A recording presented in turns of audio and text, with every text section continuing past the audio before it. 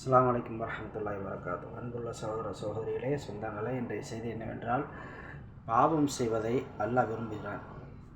என்னடா அது புதுசாக இருக்குது, பாவம் செய்கிறத அல்லாஹ் விரும்புகிறான் அப்படின்னு கேட்டால், ஆமாம், பாவம் செய்வதை அல்லாஹ் விரும்புகிறான். எப்போதென்றால், எப்பொழுது ஒரு அடியான் பாவம் செய்து அந்த பாவத்திற்காக மனம் வருந்தி மனம் திருந்தி அல்லாஹ்விடம் ஒரு துளி கண்ணீரோடு பாவ மன்னிப்பை கேட்கிறானோ, அப்பொழுது அல்லாஹு தஆலா மட்டற்ற மகிழ்ச்சி அடைவதாக அல்லாஹ்வுடைய தூதர் கூறுகிறார்கள். எப்படி என்றால், ஒரு பயணி, ஒரு வழிப்போக்கர் பாலைவனத்தில் ஆளரவமற்ற எந்த ஒரு உதவியும் கிடைக்காத ஒரு பாலைவனத்தில் பயணம் செய்யும் பொழுது அவர் ஓரிடத்தில் தங்குகிறார், அமருகிறார்.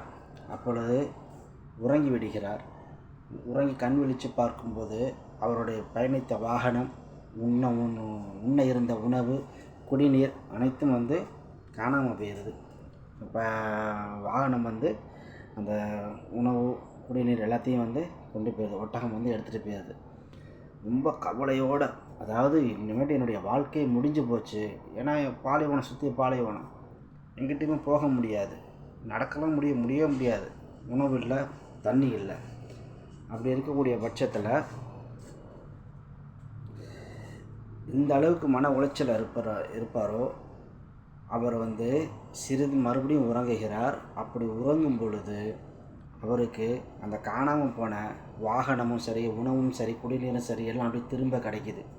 அப்போதைக்கு எந்த அளவுக்கு அந்த மனிதர் மகிழ்ச்சி அடைவார், மட்டற்ற மகிழ்ச்சி அடைவார். எந்த அளவிற்கு என்றால், அல்லாஹ்வுடைய தூதர் சொல்கிறாங்க, அவர் அல்லாஹ்ட்ட சொல்கிறாராம், நீ என்னோடது அடிமை, நான் உனது ரப்பு அப்படின்னு சொல்லிட்டு அல்லாஹ்வை புகழ்வதாக. யா அல்லாஹ், நான் உனது அடிமை, நீ எனது எஜமானான், நீ எனக்கு திருப்பி கொடுத்த உனக்கு எல்லா புகழுன்னு சொல்கிறதுக்கு பதிலாக, நீ எனது அடிமை, நான் உனது ரப்பு அப்படின்னு சொல்லிட்டு இவர் வார்த்தையை மாற்றி சொல்லிடுவார். அதை கேட்டு அல்லாஹ் தஆலா சந்தோஷத்தில் சிரிப்பதாக அல்லாஹ்வுடைய தூதர் கூறுகிறார்கள். அதே போல் தஹஜ்ஜுதுடைய நேரத்தில், இரவின் கடைசி பகுதியில் அல்லாஹு தஆலா அடிவானத்தில் முதல்வானத்தில் இறங்கி தன்னிடம் கேட்பவருக்கு அல்லாஹ் கொடுப்பதாக கூறுகிறதும் முதன்மையானதாக பாவ மன்னிப்பாக இருக்கிறது. அல்லாஹ்வுடைய தூதர் தஹஜ்ஜுத் நேரத்தில் எழுந்ததும் அல்லாஹ்விடம் பாவ மன்னிப்பை கோரக்கூடியவராக இருந்தார்கள்.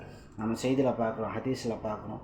அதே போல் அத்தஹியாத்துலேயும் அல்லாஹ்வுடைய தூதர் அதிகமாக பாவ மன்னிப்பு துவா ஓதியிருக்காங்க, சஜ்தாலையும் ஓதியிருக்கிறாங்க. அல்லாஹ்வுடைய தூதர் ஒரு நாளைக்கு 70க்கும் மேற்பட்ட முறைகள் அல்லாஹ்விடம் பாவ மன்னிப்பு தேடியதாக நம்ம செய்தியில் பார்க்குறோம், ஹதீஸில் பார்க்குறோம்.